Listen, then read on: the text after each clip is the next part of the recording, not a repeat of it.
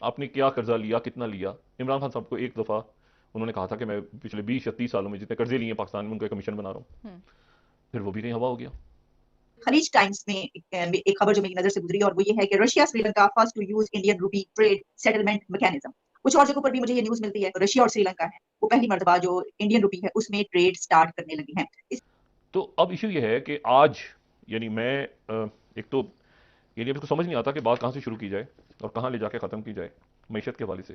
जो इंडिया जो है 23 मुल्कों में उनकी जो करेंसी है, उनका जो पैसा है वो काफ़ी ज़्यादा हाइप पे जा रहा है। 23 मुल्क जो है वो कह रहे हैं हम इंडिया का जो पैसा है उसके साथ ट्रेड करेंगे और आने वाले दिनों में हो सकता है कि इंडिया का जो पैसा है उसे ग्लोबली भी बहुत ज़्यादा फोकियत दी जाए और उसे आगे काफ़ी लेकर जाया जाए। ठीक है। 30% महंगाई बढ़ गई है एक हफ्ते के अंदर। आपके तकरीबन आईएमएफ के साथ मुज़ाकरात ख़त्म हो गए हैं, मुअत्तल हो गए हैं, जो भी आप नाम दें। मिफ्ता इस्माइल कह रहे हैं डिफ़ॉल्ट की तरफ जा रहे हैं, और डिफ़ॉल्ट यही होता है ना कि आप उधार ले लें किसी से और पैसे ना दे सकें। आइडिया क्या है? आइडिया है इंडियन रुपी को ग्लोबल करेंसी बनाना। देखिए, ग्लोबल करेंसी बनाने के लिए 2-4 चीजें आपको चाहिए। First, you should have geopolitically stable. आपकी एक बड़ी मिलिट्री होनी चाहिए, आपके पास बड़ी इकोनॉमी होनी चाहिए, और आपके पास गोल्ड रिजर्व्स होने चाहिए। गोल्ड रिजर्व्स आपके पास काफी होनी चाहिए, which is basically guarantee to the currency. India के पास इतना सोना है जितनी पूरी दुनिया के पास मिलके नहीं, उससे ज्यादा सोना भी इंडिया में।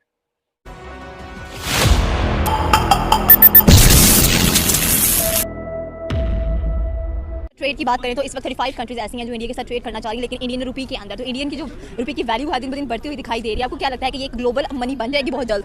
ग्लोबल मनी बन जाएगी, नहीं बन रही है, ये कहें कि बन रही है डे बाई डे, क्योंकि डे बाई डे आपको पता है कि हम लोगों को सुनने में आ रहा है कि इंडियंस जो हैं वो अपनी रुपी को, अपनी इकोनॉमिक को इस तरीके से बेहतर कर रहे हैं कि उन्हें ट्रेड को इंक्रीज़ कर रहे हैं, अपनी डेवलपमेंट को इंक्रीज़ कर रहे हैं, इसके अलावा अपनी इंडस्ट्रीज़ को इंक्रीज़ करते जा रहे हैं, जिसकी वजह से बहुत सी कंट्रीज़ जो है वो प्रेफर करी है कि इंडियन रुपी के अंदर ही उनके साथ बजट जो है अपना सेट करें, और इंडियंस भी जो है वो प्रमोट करें अपनी ही रुपी को। तो मेरे ख्याल से ये नहीं कह सकते कि वो बन जाएगी, मैं ये कहना चाहूँगी कि वो बन रही है। ओके, तो अगर बात करें हम पाकिस्तानी रुपी की, तो आपको क्या लगता है कि जो पाकिस्तानी रुपी है काफ़ी ज़्यादा डिवैल्यू नजर आता है हम लोगों को? इसकी वजह क्या है?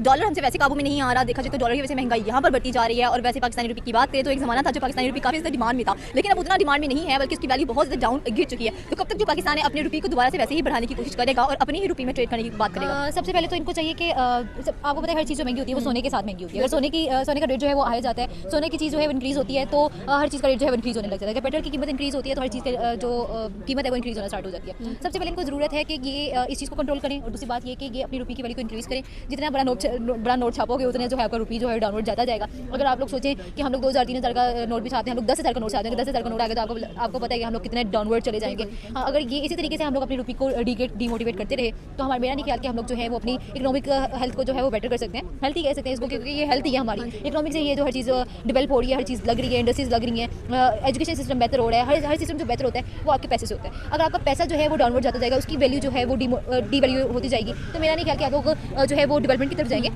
आप डिफॉल्ट की तरफ जाएंगे। तो अगर आप लोगों ने इस चीज़ को कंटिन्यू रखा, अगर आप पॉलिटिकली इंस्टेबल रहे, आपने सारा ध्यान पूरी आवाम का, ये नहीं कि सिर्फ एक आधे चंद लोगों का, पूरी आवाम का आपने जो है वो ध्यान ग्रैब किया हुआ है सियासत की तरफ। अगर सियासत से वो निकलेंगे तभी इनको पता चलेगा कि यार डेवलपमेंट क्या है, इकोनॉमिक क्या है, हमारा पैसा क्या है जिसकी कीमत को हम लोगों ने इंक्रीज़ करना है, तभी जाके कहीं पर हम लोग सेट हो सकते हैं। नहीं तो हम लोग इसी तरीके से सुनते जाएंगे कि जैसे कि आप सुन रही है कि कीमत सोने की जो है 1,82,000 हो गई है। अगर यही होती रही, मेरा खुद का एक्सपीरियंस है कि मैंने एक तरीके से चेन बनवाई थी। मैंने जब बनवाई है तो मैंने 152 में बनवाई थी।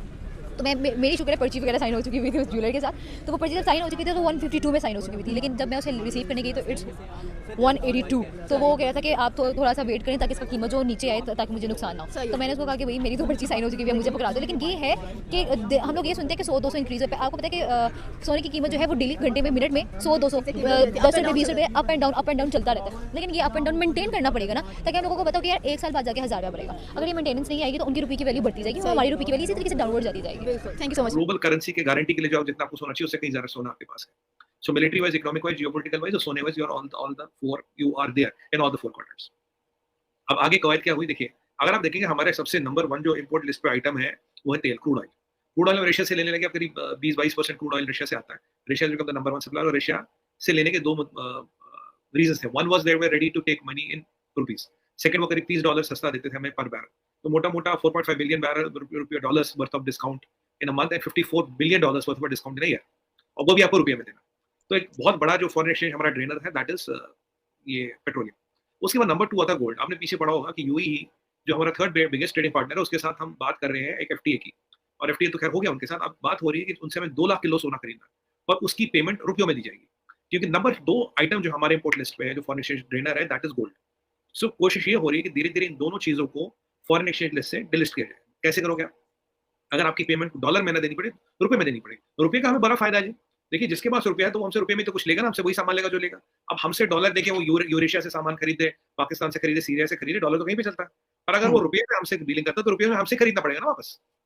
तो रुपये का trade is to be beneficial to the economy, it increases GDP, it increases exports and it reduces your dependence on dollars. इसीलिए ये रुपये ट्रेड की बात हो रही है। अभी मैं आपको बता दूं करीब 10-12 कंट्रियों में रुपया चल रहा है ऑलरेडी, और जो हमारा रुपी कार्ड है और जो हमारा UPI United payments interface and all, this will be very soon in 34 countries, 34 कंट्रियों में। आप जो इस न्यूज़ की बातें करें इसके है कि किस के साथ आप एक्सपोर्ट्स का मैकेनिज्म सेटल हो गया। अभी जर्मनी की फॉरेन मिनिस्टर आई थी यहाँ पे, वो दिल्ली में चांदनी चौक गई, कुछ दुपट्टा खरीदे, बड़े वहाँ डिजाइन बहुत बढ़िया बेहतरीन मिलते हैं, तो उन्होंने अपने रुपए कार्ड से पैसे दिए। जर्मनी का एम्बेसडर खुद कहता है I am surprised and amused by the digitalisation that India has done.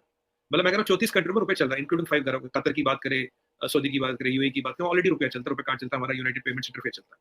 तो अभी आलिया जी होता है कि जैसे आप 40 से 50 कंट्री को छूते हो तो आपकी करेंसी इंटरनेशनल ट्रेड बास्केट में आ जाती है आईएमएफ के।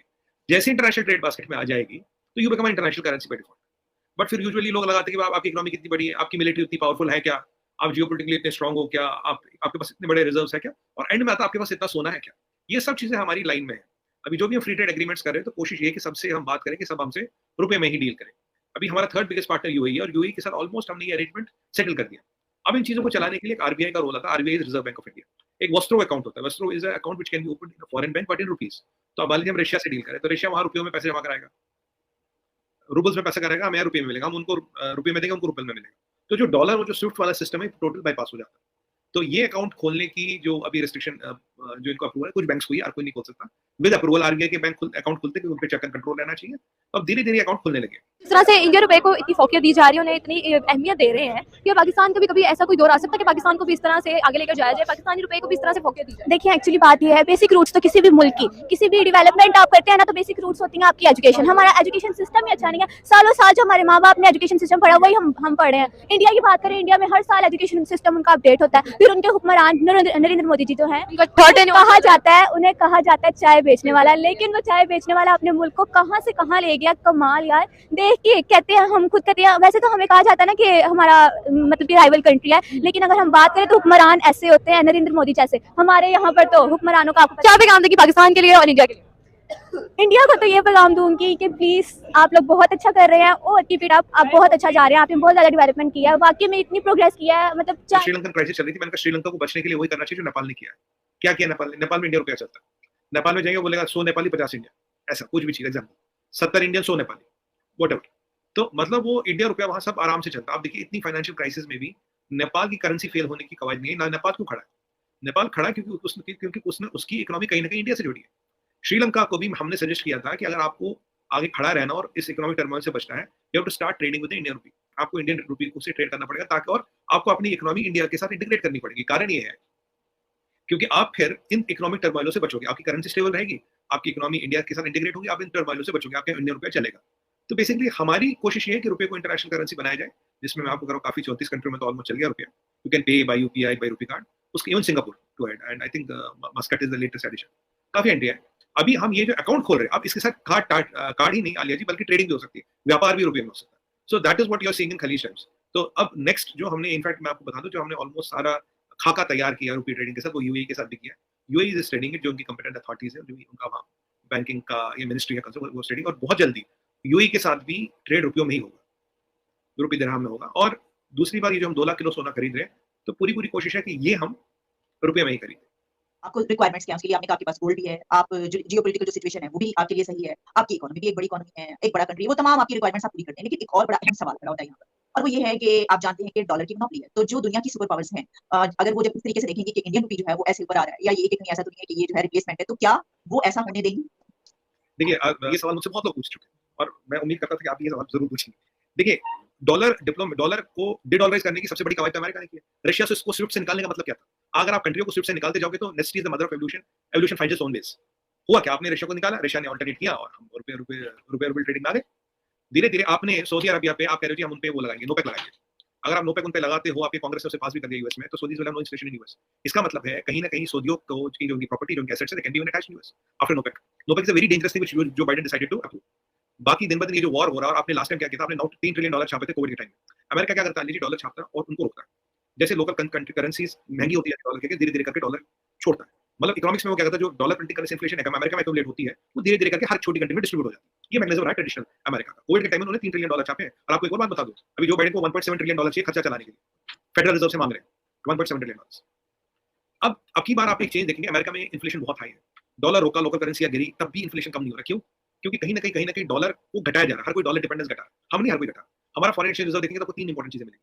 आपको डॉलर ही, मुझसे आपके पाकिस्तान मीडिया में बहुत पूछ सके, डॉलर में तो आपका रिजर्व कम जा रहा है। मैंने कहा यूरो देखा, गोल्ड बॉन्ड्स देखे, यूएस ट्रेजरी बॉन्ड्स देखे, तो जितना हम डॉलर घटा रहे हैं उतना यूरो बढ़ा रहे हैं, उतना हम गोल्ड बॉन्ड्स बढ़ा रहे हैं और उतना हम यूएस ट्रेजरी बॉन्ड्स बढ़ा रहे हैं। तो इन 3-4 चीजों, गोल्ड रिजर्व सॉरी, इन 3-4 चीजों में फॉरेन एक्सचेंज रिजर्व देखा जाता है। Foreign exchange reserve is not essentially US dollars, it's a combination of things. एक तो ये हो रहा है। देखिए अभी बहुत सऊदी अरबिया क्या है, सऊदी अरबिया ने क्या कहा, सऊदी अरबिया ने ये कहा कि भाई देखिए, अगर आप ये करेंगे तो एक डॉलर, पेट्रो डॉलर का कॉन्सेप्ट कहां से है? डॉलर ग्लोबल करेंसी क्यों बनी?